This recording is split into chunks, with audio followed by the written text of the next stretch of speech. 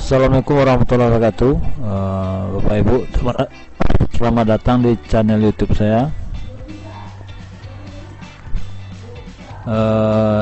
Pada video kali ini saya akan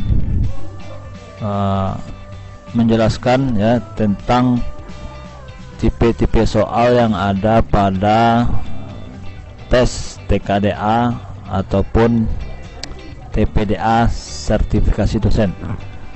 TKDA merupakan singkatan dari tes kemampuan dasar akademik, kemudian muncul istilah baru, singkatan baru, itu TPDA, tes potensi dasar akademik ya. Dimana dari soal-soal itu nanti jumlahnya ada sekitar 60 soal, dimana dari 160 soal ini akan dikerjakan selama 120 menit.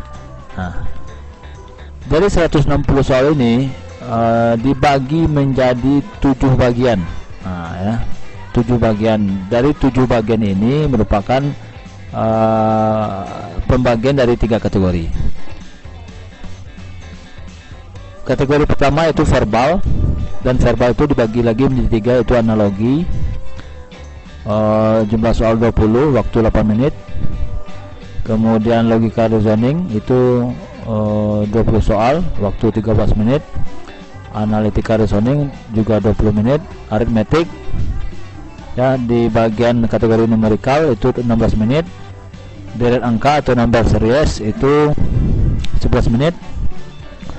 Word problem itu 17 menit. Kemudian pada kategori figural terbagi 2, yaitu figur analisis dan sintesis itu 22 menit, dan spasial reasoning itu 13 menit. Jadi total waktunya adalah 120 menit. Nah, untuk sedikit keterangan ini saya ambil di plti.co.id.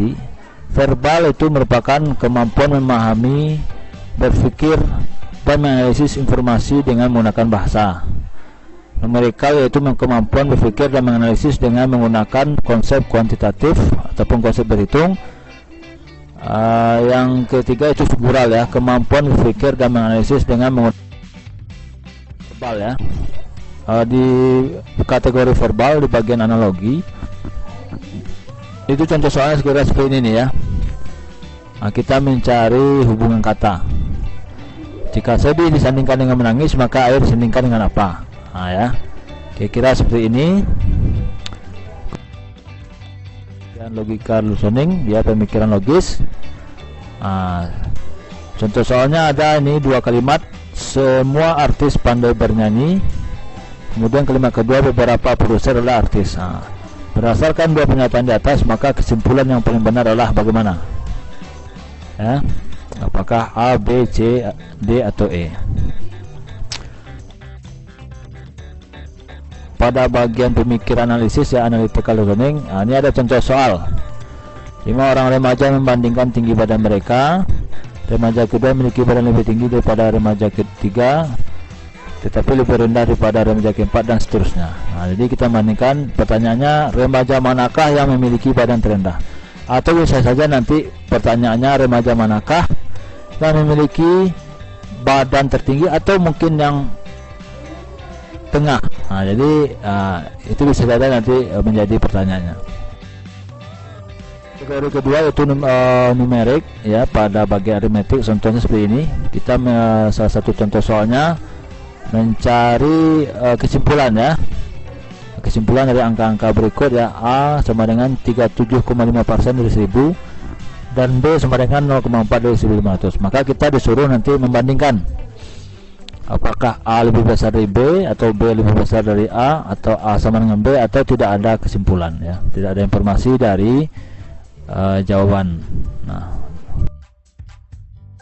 kemudian pada bagian deret angka, nah ini ya, nanti akan ada soal deret angka, dimana deret angka ini bisa saja dia berhubungan antara deret yang pertama, kedua, dan seterusnya, atau yang berhubungan itu adalah deret pertama dengan ketiga, atau yang berhubungan itu adalah angka pertama yang kedua, ataupun angka ketiga dan keempat ya, dan seterusnya. Jadi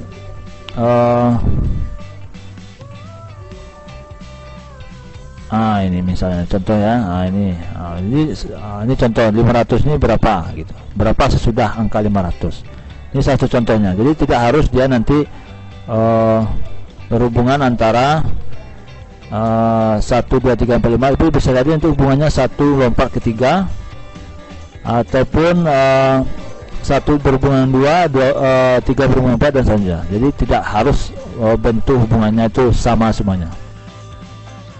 Pada word problem ya, nanti ada soal seperti ini, mencari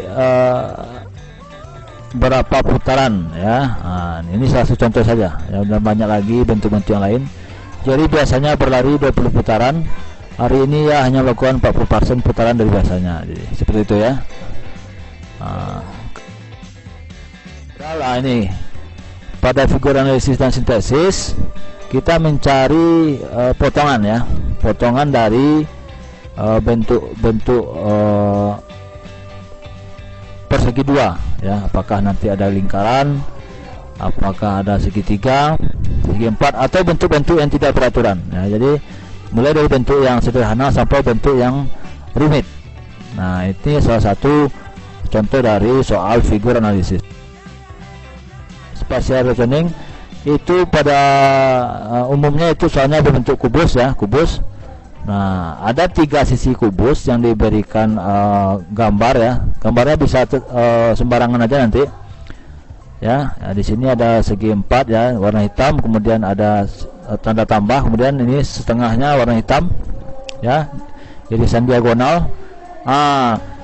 Kita mencari jawabannya adalah ketika kubus ini dibuka seperti apa dia ya. Ketika kubus ruang kubus ini dibuka sisi-sisinya, maka seperti apa dia? Apakah seperti gambar A, B, C, D atau E? Nah, kira-kira itu seperti itu soal-soalnya. Dan untuk penjelasan soal-soalnya akan saya jelaskan di video selanjutnya. Terima kasih telah mampir di channel saya.